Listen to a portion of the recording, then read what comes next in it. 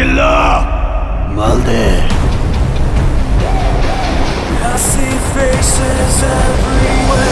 Hi hello, আপনাকে স্বাগতম আমাকে দেখতে এবং কি শুনতে ভিডিওটি ক্লিক করার জন্য। দীর্ঘ অনেক দিন গ্যাপ ছিল আমার ভিডিও দেওয়া, নানান ঝামেলা প্লাস ওয়েদার জনিত কারণে আমি ঠিকমতো ভিডিও বানাতে পারিনি, যেহেতু আমি বারান্দায় দাঁড়িয়ে ভিডিও করি, আমার কোনো স্টুডিও নেই সেই অর্থে।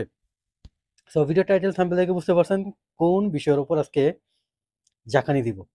সাকিব খানের বরবাদ, অলরেডি সাকিব খানের বরবাদ মুভির টিজার রিলিজ করছে এই মুভির পরিচালক মেহেদি হাসান ভাই। সো এই টিজার সম্পর্কে যদি আমি বলতে যাই, পুরাই ফাটাই দিছে, ওভারঅল টিজারটা ফাটাই দিছে। টিজারের অনেক জায়গায় আমার কাছে যেটা মনে হয়েছে যে সাকিব খানের তুফান মুভির টিজার কিংবা ওই মুভির ভাইবসটা আমি পাইছি।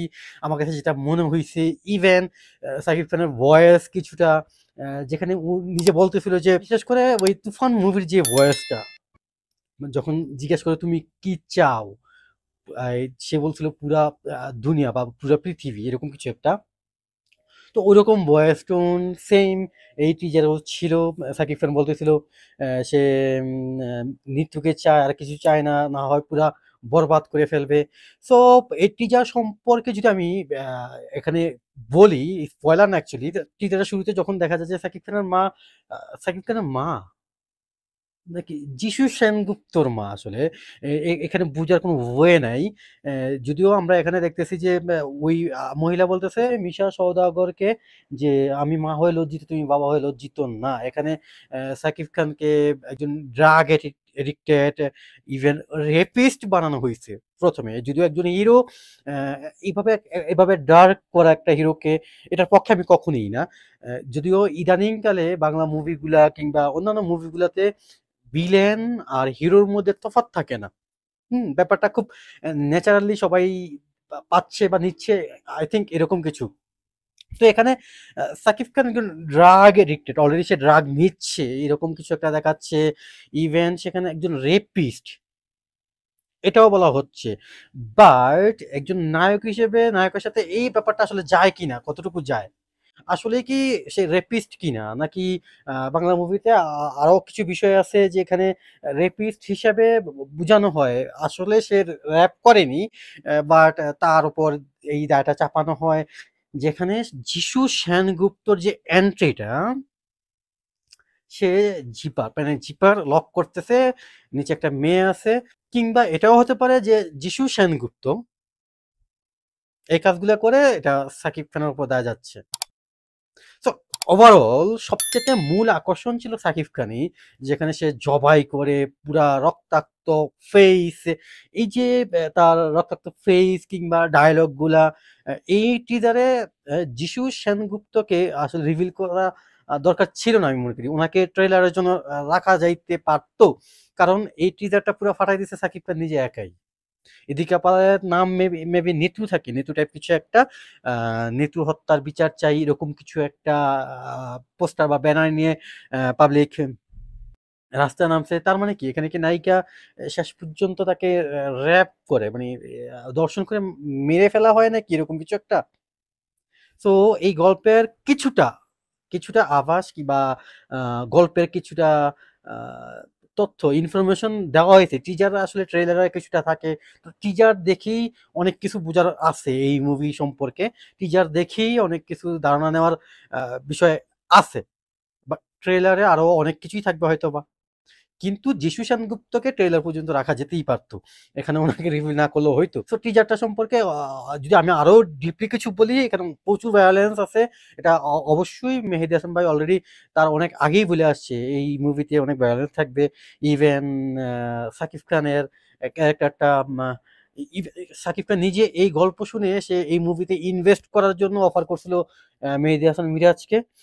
সবকিছু মিলে জাস্ট ওয়াও একটা টিজার দেখলাম আমি।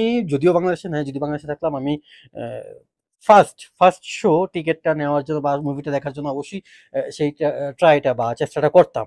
আর এখানে সাকিব খানের লাস্টের দিক যদি আমি মনে করি, লাস্টে যে হেলিকপ্টারে যায় ওই মাল দে বাই কি টাইপ এরকম কিছু একটা ডায়লগের পর ওনার পায়ের ট্যাটু করা, ফ্রনের একটা ড্রেস পরা, হুম বড় দাড়ি, রক্তাক্ত ফেস, মাথায় আঘাত, এই যে একটা লুক, জাস্ট ওয়াও। অস্থির। বাংলা মুভিতে আমি শুরু থেকেই বলছি, তুফান মুভি দেখার পরে তুফান মুভি নিয়ে আমি টিজার, এটার ট্রেলার, এটার গান নিয়ে কথা বলার প্রত্যেকটা জায়গায় আমি বলছি যে মুভি ইন্ডাস্ট্রি, বাংলাদেশের মুভি ইন্ডাস্ট্রিতে ভালো কাজ হচ্ছে, ভালো কাজ হবে। এখানে উম কম্পিটিশনের ব্যাপারটাতে একে অপরকে কে ছাড়িয়ে যাবে, কে টপকাবে এই ব্যাপারটা থাকতে হবে। প্রচুর কথা হতে হবে, প্রচুর আলোচনা করতে হবে, প্রচুর যেটা সমস্যা সেটা সমস্যার কথা বলতে হবে। যারা মুভি রিভিউ করে তারা honest রিভিউ আমি মনে করি দিতে হবে। যেটা খারাপ জায়গাটা বা এই প্রবলেমটা এটা বলতে হবে, ভালো ভালো ব্যাপারটা প্রশংসা করতে হবে। তাইলে হবে কি প্রত্যেকটা যারা নতুন গল্প নিয়ে আসবে, যারা নতুন কাজ করবে, যারা নতুন নায়ক নিয়ে কাজ করবে, ওভারঅল সবকিছু মেকিং এর ব্যাপারে তারা খুবই, খুবই, খুবই সচেতন হবে আরো। ওই যে বললাম আ ১৬ থেকে ১৭ বা ১৮ বা এর মধ্যে ৩২, ৩৫ বা কিংবা ২৭, ২৮ পর্যন্ত ৩০ পর্যন্ত আমি ধরতে পারি। এই এইজের যে দর্শক বা সাকিবিয়ান আছে বা আরো যারা মুভি প্রেমী, বাংলা মুভি দেখে এখন তাদের পালসটা বোঝার জন্য প্রচুর সমালোচনা হতে হবে। প্রচুর মুভি নিয়ে। সো মেহেদী হাসান মিরাজ অবশ্যই নাটকের পরিচালক। অলরেডি অনেকেই এটা নিয়ে গসিপ ছড়াচ্ছে যে আ নাটকের লোক আর সিনেমাতে কি করবে? আরেকটা অনন্য মামুন ভার্সন 2 টাইপ কিছু একটা। এই ব্যাপারগুলো বলার একটা কারণ হয়তোবা আমার কাছে মনে হচ্ছে যেটা আ এই টিজারে গ্রাফিক্সটা আমার কাছে আহামরি কিছু মনে হয় না। কোনো জায়গায় খুব ব্লার বা সাউন্ড সিস্টেমটা কোনো জায়গায় ছেড়ে দিচ্ছিল। হ্যাঁ? যদিও এটা যদি হেডফোন দিয়ে কেউ শোনেন টিজারটা দেখেন আ তাইলে আই থিংক এই ব্যাপারটা লক্ষ্য করতে পারবেন। তো ওই অর্থেই বলা কিনা আমি জানি না। তবে রমজান মাস এখনো আসেনি। হয়তোবা কালকে থেকে হয়তোবা রমজান শুরু হবে। তার আগে টিজার রিলিজ দিছে। ইভেন এখানে ঈদের আগে ২ টা কিংবা ১ টা গান রিলিজ দিবে। আইটেম সং এর কিছুটা ভাব পাওয়া যাচ্ছে। ওভারঅল সবকিছু মিলায় এই মুভিটা এবার ঈদে ফাটিয়ে দিবে। এই মুভির সামনে অনেক মুভি আরো আছে। দাগি, জংলি তাদেরকে আসলে কি বরবাদ করে দিবে নাকি কে কাকে বরবাদ করবে? কে কি হবে? কে দাগি হবে? কে জঙ্গলে যাবে? কে আসলে বরবাদ হয়ে যাবে? এটা এবার ঈদে দেখা যাবে। তবে আমি অ্যাডভান্স কিছু বলতে চাচ্ছি না, কারো আ হতাশ করতে চাচ্ছি না। আমি চাই ৩ টা মুভি খুব হাড্ডাহাড্ডি লড়াই হোক। আ দাগিও খুব ভালো কিছু করুক। জংলিও খুব ভালো কিছু করুক। আবার বরবাদও কিছু ভালো কিছু করুক। সো সে অর্থেই কথাগুলা বলা। অনেক রিভিউ যারা অনেকে রিঅ্যাকশন দিচ্ছে বা রিভিউ দিচ্ছে বলতেছে বরবাদের কাছে কিছুই পার পাবে না। সবাইকে বরবাদ করে দিবে। অ্যাকচুয়ালি এটা আমরা হলে যাবো, দেখবো।